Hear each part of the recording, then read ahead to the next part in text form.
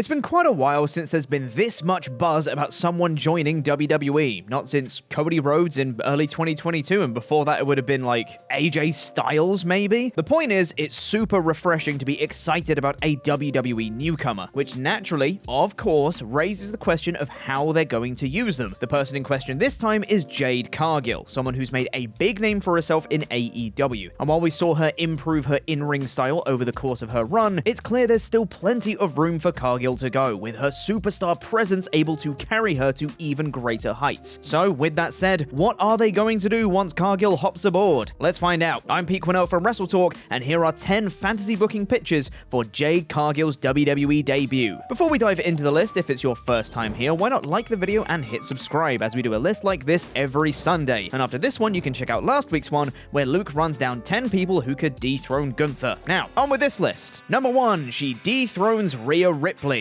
After years of misuse, Rhea Ripley is now undisputedly the dominant force she always looked set to become. So dominant, in fact, that it's genuinely difficult to pick out a single name among the WWE women's roster who could and should dethrone her, particularly on Raw. Yeah, sure, you've got Becky Lynch, Shayna Baszler, and of course the returning Nia Jax, but should it be them? No, it shouldn't. Especially not Nia Jax. Or should it be someone who can not only match Ripley physically, but also has the absolute most to gain from the win? Jade Cargill. Barely anyone has even come close to beating Ripley, so for someone to step through the door and dethrone her on their first night clean would rank among the most shocking moments in recent history. Now, I believe Ripley is too good to not be protected in some fashion in this scenario, especially with all the great work WWE have done to make her such a force. So it would be wise to have WWE book the match in a way where Ripley's either underprepared or even just overconfident to the point that she lets her guard down. This ensures Cargill can secure a massive win and importantly fuel an even bigger rematch later down the line. Number 2, she teams up with Cody Rhodes and also beats Brandy Rhodes, why not? While WWE usually doesn't like to acknowledge AEW's existence, I'm sure they wouldn't pass this one up. With Jade's introduction into the wrestling business on a national level being her program with Cody and Brandy Rhodes, there's too much history not to at the very least have them team up for a one-off mixed tag on Raw. Hell, you've already got one ready-made Cody and Jade versus Dom and Rhea sorted. If Brandy isn't going to step into a WWE ring anytime soon, then why not? Or how about bringing Brandy in as well and resuming that unfinished business that they had in AEW? You could even have the aforementioned mixed tag end with Cargill turning heel on Cody and throwing him to the Judgment Day, only for Brandy to step in and save her man. A WWE version of the feud would likely see the use of such insults as ratchet and bitch, etc. toned right down, but hey, it would still be fun, right? And you know what? If WWE really wanted to implement some extensive AEW lore, they could sign up Shaquille O'Neal and we could finally get that mixed tag that we never got in late 2020. Bring in the Shaq. Number 3, she beats Becky Lynch. In a move reminiscent of her husband and known fighting champion Seth freaking Rollins, Becky Lynch offers an NXT Women's Championship Open Challenge to the women's locker room on Raw. While this was met by Natalya, of whom Lynch retained against, the possibilities for a surprise debut of Cargill following this format are about as Wrestling 101 as you get. Seriously, there's not much to explain here. Whether it's next week or next month, Becky Lynch throws out the challenge, Jade answers, and she beats her clean. Bada boom, new NXT champ in the room, how you doing? The topic of whether Jade would debut in NXT or main roster has been the subject of much speculation, with current reports suggesting that the former TBS champ will bypass Tuesday nights for a spot on Mondays or Fridays. But regardless, that's not to say that Jade couldn't still win the NXT title on Raw, gain a massive bit of exposure on the main roster, then go down to NXT to earn her stripes properly within the WWE system. Number 4, she wins the NXT Breakout Tournament. Whether Cargill bypasses NXT or not, there's nothing to say that WWE couldn't have her make her initial statement on the gold brand regardless, namely the NXT Breakout Tournament, which was recently announced to be making its return. So far, the tournament has helped launch the careers of everyone who's won it. Carmelo Hayes, Roxanne Perez, Jordan Miles.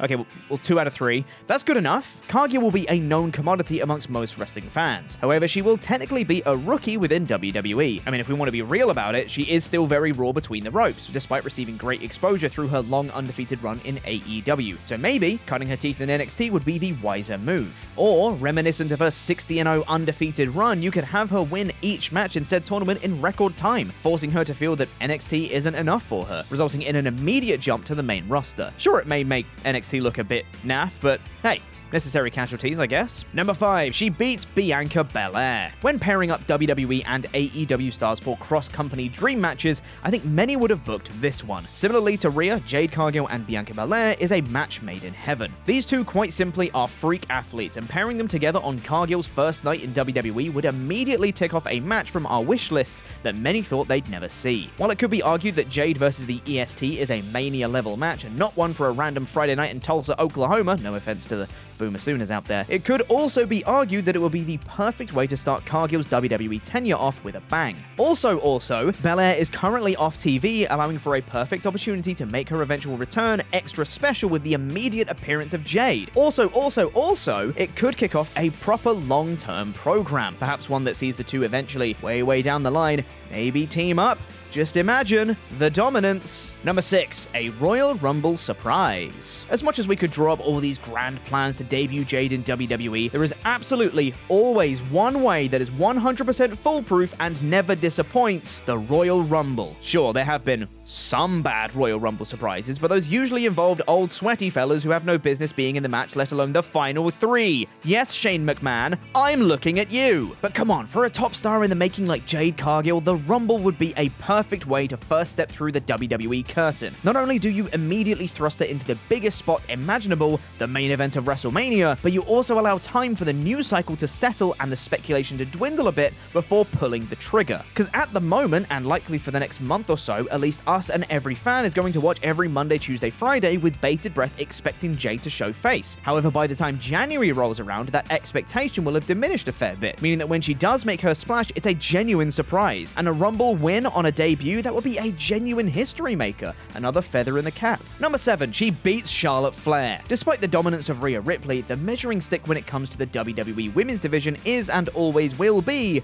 Charlotte Flair, because let's face it, if she's anything like her father, we've probably got at least another 20 years of the Queen before she hangs up those boots. So while Charlotte is still pretty protected by WWE, not quite entering that stage of passing the torch and putting all the young talent over, she's likely on her way to that point in the next few years. So what's the harm in building up the next major female star at her expense? No harm whatsoever, because Charlotte is untouchable and will always forever be in or around the title scene, regardless of wins and losses, and regardless of how much it makes sense. These reasons make Flair the ideal gatekeeper for Cargill as she enters the company. A win over a 14, I think, time world champion on your debut? I mean, yeah, the rest pretty much handles itself. Now, SmackDown's women's division is pretty stacked, so maybe Jade would be better suited beginning her journey on Raw, but if WWE does decide to have her as one of the blue brand's faces going forward, then surely a run-in between the two is inevitable. That house ain't big enough to hold both of them, so why waste any time? Number 8, she kills Nia Jax. Not literally, obviously. While most WWE re-signings are met with excitement as well as surprise, this one was definitely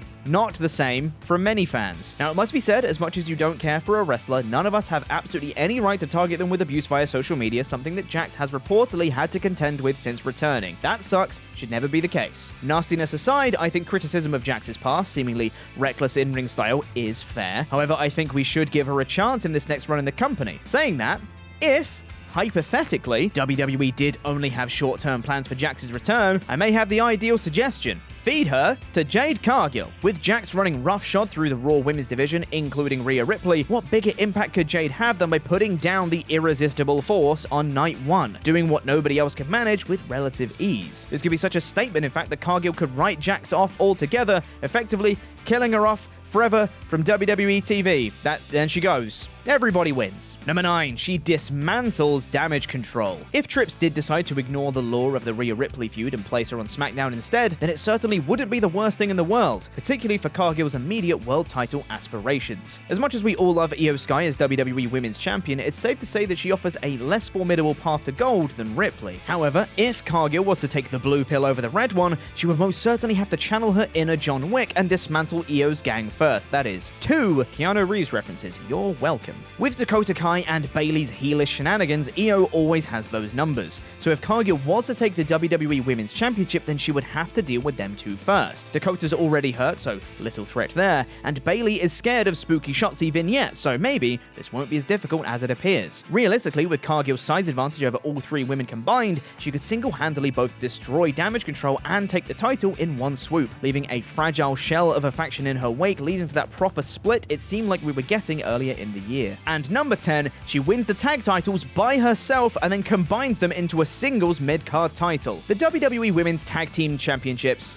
they kind of blow. Not through any fault of the talent, just the effort put into building a proper tag division rather than mindlessly throwing new partners to Raquel Rodriguez every week. While Green continues to entertain as co-champion, wouldn't another singles belt just be so much better? Instead of throwing underutilized talent such as Shotzi, Tegan Nox, Mia Yim, etc. into random tag teams for no reason, they could just pursue a mid-card women's title instead. Who needs friends? And who better to kick this off than Jade? Not only does she have history with women's mid-card titles, see her near 2-year TBS title run, but she could also realistically beat the tag champions on her own to set the wheels in motion for the transition. Now, one could argue that we've seen enough of Jade being arbitrarily kept away from the world title scene, which is a fair point, but not in WWE we haven't. And if done right, it could launch Cargill towards the superstardom we all know she's heading towards. Only this time, hopefully WWE will do a better job at her eventual loss of said title than what AEW did at Double or Nothing 2023 with zero build. And look, Gunther's mid-card title reign has become like the World Championship on Raw, so you just do the same thing, but with Jade Cargill for the women's division. Rerun the entire TBS title run, but with her new mid-card title. It's flawless. Do it. And that's our list. How would you book Jade Cargill's WWE debut? Let us know in the comments, and while you're down there, why not like and subscribe to the channel and check out last week's list, where Luke runs down 10 people who should dethrone Gunther.